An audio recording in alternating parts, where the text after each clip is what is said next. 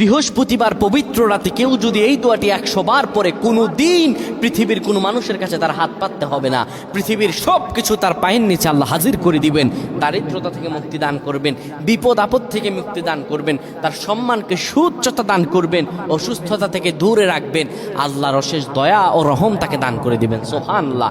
বৃহস্পতিবার রাত এটি গুরুত্বপূর্ণ রাত। এই রাত সপ্তাহে একদিন আসে।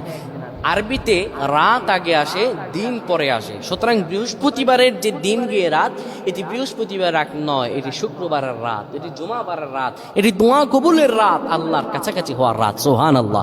এই বৃহস্পতিবার রাত আল্লাহ তাআলা বান্দার দোয়া কবুল করেন।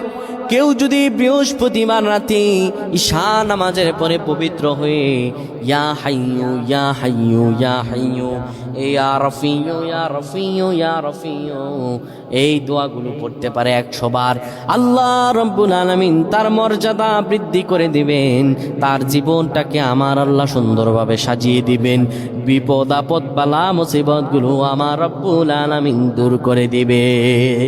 আল্লাহুম্মা আমিন বলেন।